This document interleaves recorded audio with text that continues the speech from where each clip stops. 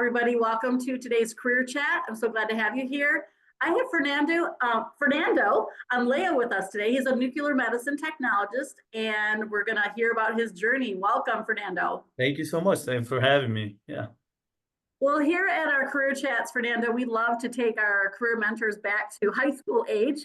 When you were 15 or 16, did you think you would grow up to be a nuclear medicine technologist? Let us know what you were thinking. Yeah, so no, actually no. I've always loved this medical field and everything. So my initial thought was I wanted to be a doctor. So I had a passion for science. I always love anything science, anatomy, always loved that. So I decided I wanted to be a doctor. So, I took all the science classes for it. I went to in high school, I was very good at anatomy, and that's what kind of did it for me. There was one of my professors, Mr. Mulder. He was an amazing professor, and he kind of cemented in me the fact that, you know what, you can grow up to be a doctor. So that was on my mind. Um, so yeah, so from that moment, it just took off. I knew what I wanted to do. I went to college, and in college, I took the necessary classes for it. Obviously, I didn't have the pathway that some people have. I kind of took a couple of years off and I traveled a little bit. But eventually I came back. I got into or I took the MCAT, which was a tough exam. I got into medical school, and then I decided that that was not going to be something for me.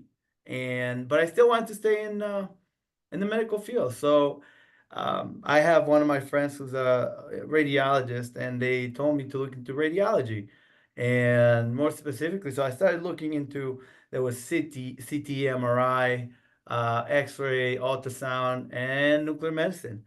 And so I looked into it, and I automatically fell in love with the career. So That's great. And I love that you kind of touched that there was some years that you even took off. So I'm going to take you back a little bit because I do want young people to understand that life happens and we don't sometimes might start a path and then there's things that get in the way or that happen or change, and that's okay. I want them to know that. So you were obviously a very bright student. You love science, took some anatomy and physiology classes that you loved. And so you went off to college. What do you remember experiencing that you started to think, I need to take a break from this and just step away from it for a little bit while? Do you mind sharing that with us a little bit? yeah, and I'm actually glad you mentioned that because it was actually a class that I didn't do so well. It was actually a chemistry class. And I didn't do so well in the class, and so I had to retake the class, and that kind of set me back a little bit. I also decided I wanted to play soccer, so I played soccer at one of the colleges. And yeah, no, eventually I realized it was okay. I want to travel a little bit, so I traveled the world, which was I completely always say you should travel, go expand your horizons, but it was very good because he brought me back and I said, okay, now I really want to make sure that I'm on the career path and I want to go to medical school and I want to do this. So, but yeah, it was definitely a class, and life does get in the way. So it's okay. It's okay. Eventually you find your passion, and I'm 100% sure that's what I found. So Yeah, I love that because we all start off thinking we'll get through college in one shot. And I've right. had many mentors who talk about a class or two that kind of, knocked them around a little bit. It probably hurt your confidence a little bit, probably. Was that part of you? Can you share those feelings or what you remember? Because I know that young people may end up having that experience. Absolutely. And it's totally normal to have that experience. I remember just I didn't do so well in the class, and in order to go to the next class, you had to pass a certain grade. So I didn't, and that feeling just brought me down. I thought I wasn't capable or smart enough to be in the field or even attempt to do something like medical school. So I definitely had those feelings and second thoughts, but at in the back of my mind, I took a break and I said, I got my mindset right. And I said, you know what? I don't care what that grade meant to me. I'm gonna push forward and I'm gonna retake that class and I'm gonna go all the way. So eventually worked out. It took a lot of hard work, but that's how you get to where you need to be. So Yeah, I think that's why we love having mentors here, Fernando. So thank you for sharing that part of your life. And you got to travel the world and play some soccer. So that's a great little diversion because there is a level of maturity that has to be part of this career journey, right? And so that gives you a chance to kind of mature, like you said, really focus in on having that drive now to push yourself to that next level. So let's talk about the MCAT, which is a test that you have to take to get into med school. What do you remember about that experience? Any kind of insights you'd like to give to young people about the MCAT? And then how do you remember feeling when you passed it? Yes. So the MCAT it's tough. I highly recommend studying 6, 7, 8 months, a year if you can, just to study in advance. It's a long test, about 6 to 8 hours. Just depends on how long it takes, yeah. And I remember I took it when we all had masks. So on top of that, it was just dealing with the okay, I gotta breathe. But eventually, it's don't feel discouraged. Go take it. Go challenge yourself. I definitely think that you should definitely just challenge yourself and take the MCAT. If that's a career that you want to go into, that's fine. Like I mentioned, I took the MCAT and I thought I wanted to do that career, but eventually came to the realization that's not something that I wanted to do. So, but Yeah, and that I think that's again a great part of having you today because medical school is many years of commitment, right? And yeah, sometimes we think we're going to go for that. But then again, you're in life and you're like, I don't know if I want to spend that much time in school. So again, that's part of that reckoning and self-assessment and evaluation. Um, is there anything you'd like to share just about that process of going through that decision making that it was time to shift into something else? absolutely. It was at first it was very tough to kind of take that on and say, you know what, I've worked this for it my whole life and now I don't want to pursue it anymore. But you also, like you said, you come to that realization that for some people it might be something that might work well. For some others, it might not. It is a long process. It takes 4 years of undergrad, 4 years of med school, then you got residency, which is 2 more years, and depends on what you want to specialize, is a little bit further out. But yeah, I mean, like I said, and I don't want to discourage anyone from doing that. It's just it can be tough, but it's very, very worth it. And your patients will love you for it. So Yeah. yeah, but And I love that you knew that you wanted to stay in the medical field. And there's so many exciting things happening in the medical field. And so you started talking to someone who was in radiology, but then you learned about CT, MRI, ultrasound. What was your process of even starting to evaluate which one was right and how did you land on nuclear medicine tech? Tell us about that process of discerning which way to go. absolutely. So for myself, I love interacting with people, so I knew I wanted to have patient interaction. Um, I know some certain jobs just have, you interact with people 100%, and then some jobs um, you have that technology interaction as well. So for my job, I get the best of both worlds because it's half half interacting with people with the patients, and then half interacting with technology. So that piece of keeping that in mind, that's one of the things I really appreciate about nuclear medicine.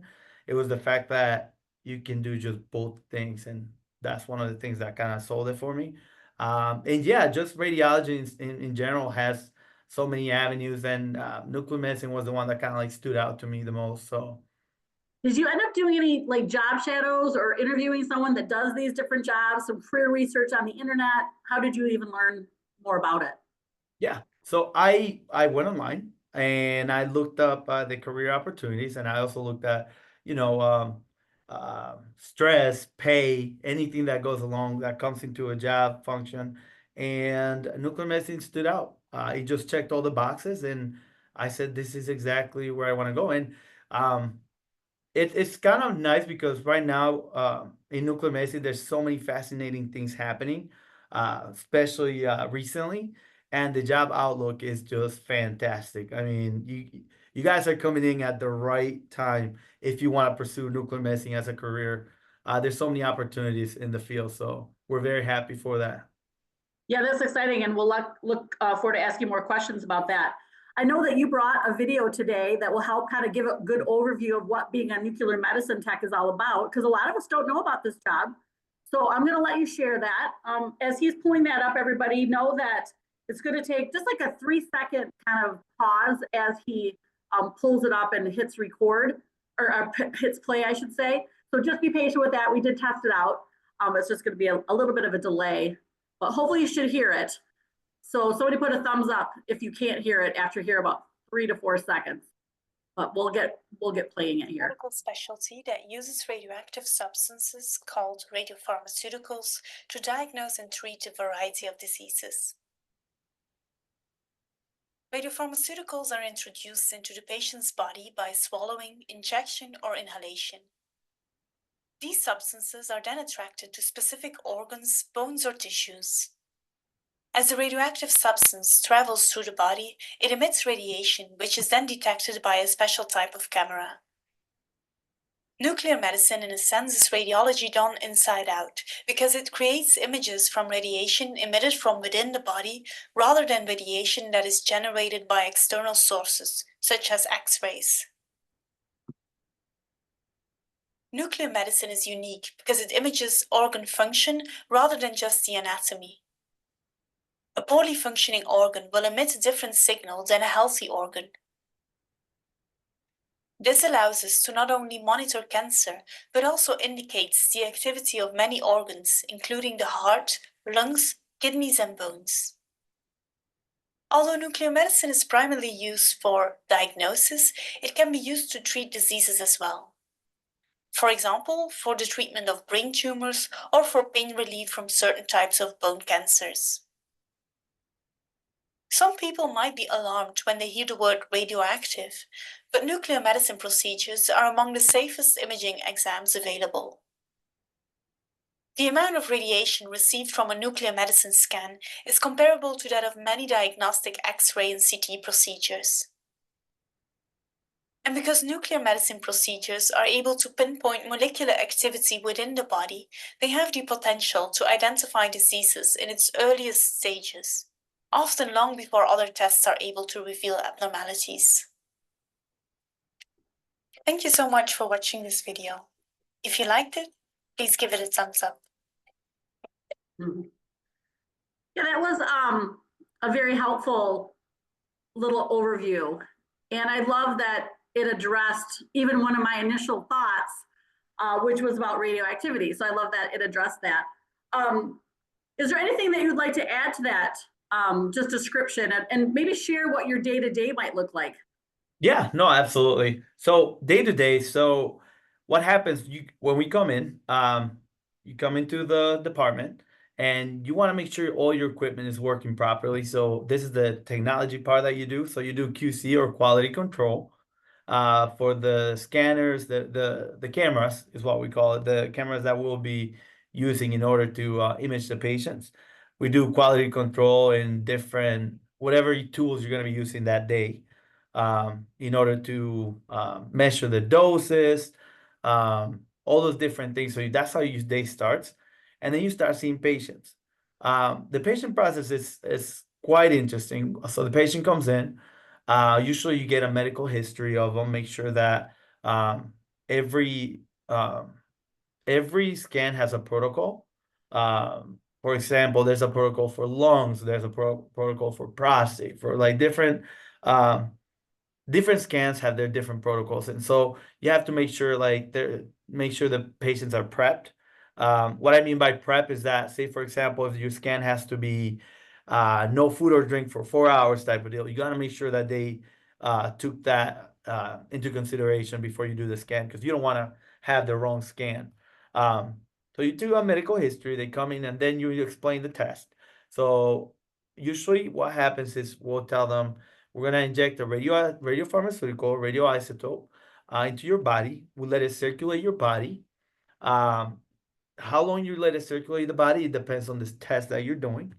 And then while it circulates your body, you can just hang out, relax, and it also depends on the scan that you're doing. But basically after that, they get their scan, they get their images, and then we'll process the images. Imaging processing can depend on the scan once again, but we basically grab the anatomy with the whatever radioisotope we used, and we put it together, and we're able to see what's happening in the body. So that's pretty much in a nutshell. But it's very exciting being able to help patients, make sure that you see it, make sure to let the radiologist know, like, if you see something that doesn't look right, type of deal. So, but it's just making sure that they feel comfortable taking the scans. Some of these scans, some of the, it could, when you hear the word radioactive, you right away you get really nervous, you get tense, but it's in reality it's very safe. And like the video mentions, one of the safest modalities. So yeah. So, like I know about a CT scan, for example, or an MRI, you're going through a big tube. What does that look like when you're administering this test to your patients? Is it something they take orally then? Are you injecting it? Tell us kind of how the actual administration of that radioactive isotope happens.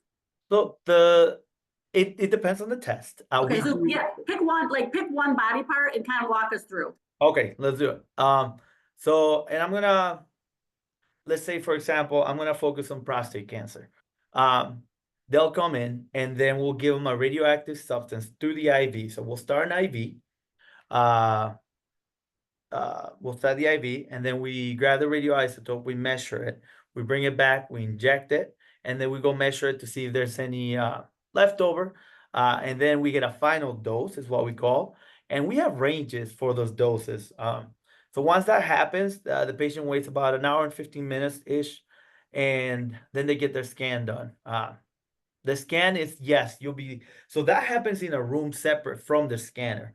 This room depends on the hospital or place where you work at. That's where you get the scan, and you obviously then you get your scan done. The scan done kind of looks like the CT machine, so you'll be laying down. You go through the tube. Depends on how fast. Here where I work at Banff Health, we have one of the fastest scanners in the country. So it's kind of nice to just, it's a 5-minute scan. They get their scan done and then they walk out, and that's it. We process the images, and the doctor or radiologist, they'll look at them, and then they'll come up with a diagnosis from what they saw in those images. Yeah, so different specialties around you, which maybe we'll talk about in a minute. But that's helpful just to know that the kind of that process. So that patient care is a big part of it because you're making people feel comfortable. Yes. and making sure they're safe in there. Let's step back for a minute and help us understand what training then you needed to do this job. And then we're going to kind of dig into more. But I want to know, like, if someone's like, this is sounding good, what do I need to do? So it depends. You apply to the specific program. There's certain programs throughout the states where you apply to the program, and in order, you have to have your foundational classes, your science classes, some math. Every program might have different needs, but when it comes to skills, just you go through, I don't want to say, you go through training basically before you get into actual doing things. You have a year of internship. So my program, I went to Ferris State University. They have the only nuclear medicine technology program in Michigan currently. And the way that it went is you got your foundational classes, which I explained was the math and science, and then you go into your nuclear medicine classes. That took about a year and a half. And then you do a year of internship where you go to the hospital and you pretty much you shadow, and then but shadowing while working at the same time. So it just depends on the program, but that's basically the steps. And every program is different. Some programs do internship at the same time that they do classroom. So yeah. Is it a pretty competitive program to get into, Fernando? I would say so. It depends. I'm sorry, I know I say it depends a lot because there's so many factors to it, but it can be. I've heard of some programs that are very, very competitive, and some programs that are, you apply, and if you got the good grades, you got the necessary classes, you get in. So some programs have interviews, some programs don't. So Ferris, you said, is the one program in Michigan that has nuclear medicine tech, correct? Yeah, Ferris State University. Yep. Yeah, so I encourage students that are watching this to go to Ferris's website and start to read a little bit. Absolutely. Yeah, so it sounds like you say, that prerequisite classes, you got the year, and then the year and a half of internship. So that's great. So you were in the hospital doing some of that internship. what do you remember feeling like when you actually started doing the work alongside of other people? Were like, this is like a lot to take in, and help young people understand that you learn on the job. Someone's training you. You don't have to have all the knowledge up front, because I want to normalize kind of that training experience for people. Absolutely, and you nailed it. One of the things that you don't have to have that you it's like some jobs ask you, you have to have 5 years of experience, and you just like, but you don't have to have that training. You will do that with people at the same time.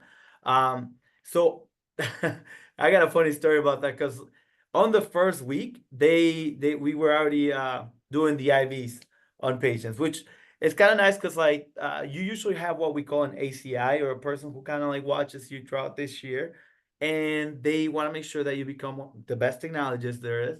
So they pretty much shadow you. So you're the worker, they're shadowing you, making sure that you're doing the right thing. And week one, I remember I was nervous because obviously they give you the IV and you just like, okay, want to make sure you hit that vein. But that's totally normal because I asked everyone going through and they were like, yeah, same feeling, feeling nervous, feeling like, but once you get the IV and like everything is just like, everything just is perfect. Yeah. From that moment on, like your next IV is better and gets better and gets better to the point that it becomes second nature. So yes, at first I was feeling very nervous, but those nerves went away after a couple of weeks. So That's good. Thank you for sharing that. I appreciate that. Now, one thing about doctors is they can have a pretty rough schedule. I would assume that this is an area in medical field that might have a nicer schedule. Tell us, is that something you like about your job?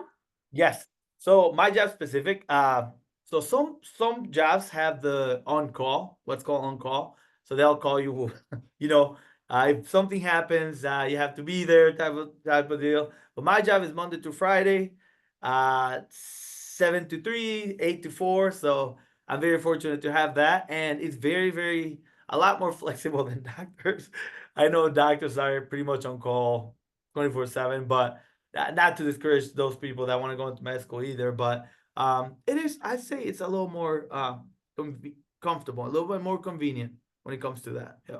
And I think it's one reason I asked that question, Fernando, is because part of what I want students to do when they watch these is do some self-assessment. What kind of lifestyle balance do they want? Life, family balance. Some are called to that kind of schedule, but some learn early on they maybe don't want that schedule. So that's why I ask, because there's a place for everybody in the medical field. So depending what you want, some may not want that schedule like a doctor. Absolutely. Yeah, you gotta have a good balance, especially if you want a family and all the different things that you want to do, then you definitely want to have that good balance. And I think nuclear medicine technology offers that very well balanced. So Tell us what your really favorite part of your job is and what's not so much your favorite. okay. My favorite part of the job, I'd have to say everything. No, I think being able to hear patients' stories and being able to converse with them, and say, for example, they're having a bad day and just turning that around. That's actually one of my favorite things. At the end of the day, knowing that even if they had a bad day, they talk to me and they make my day better. I make their day better. So it's a good patient provider interaction, and I really appreciate that about my job, having that ability to do that. The not so fun part is every day we have to do, and anybody who's a nuclear medicine technologist listening to this will probably might agree with me. We have to do daily wipes to make sure that there's no radioactive stuff laying around, making sure that make sure that there's nothing just sitting out. So we do daily wipes, which is basically you grab, um, you make sure that the area is clean. So you'll check it. You'll whatever you use, you grab the basically area in a room. Say, for example, the room that we did the IV, where we injected the radioisotope. We'll grab an area, we'll go measure it, make sure that it's not radioactive. We have a background level, and if that exceeds above the background level, there's certain levels that are not safe. So if that exceeds that, we have to make sure to clean that room or close it down if we need to. So the not so fun part is going room by room, making sure that every room, no one like messed up on their injection, no one like. So I think that's the only thing I would say is kind of eh. But So a little housekeeping with your job. What's that? It's a little housekeeping. Yeah, exactly. Do you have to wear special equipment, protection with that then? So we have what we call ring badges and dosimeters. These are called dosimeters. They're currently on my body. So these measure the radiation that's around me. So every month we get a new one for those that are nuclear medicine technologists. Um, and we want to make sure that we're under the levels per year. Every year you get a certain level, um, and you want to make sure you're not exceeding that because obviously you're working around it, you're giving it to patients. So, but the nice thing is we have what we call ALARA, or as low as reasonable achievable, which is basically you want to make sure you distance yourself, you want to shield yourself. And so one of those things, it's very important to know that the radiation is there. Um, but time spent around the patient, say for example, if they're radioactive, you inject them and you want to make sure like you keep your distance and stuff like that. We have very safety measures that we take. And these are one of the safety measures that just is able to catch how much radioactivity there is. And every month we get a nice report that says, no, you're good. So usually 99% of the time you're good, but Yeah, that's helpful.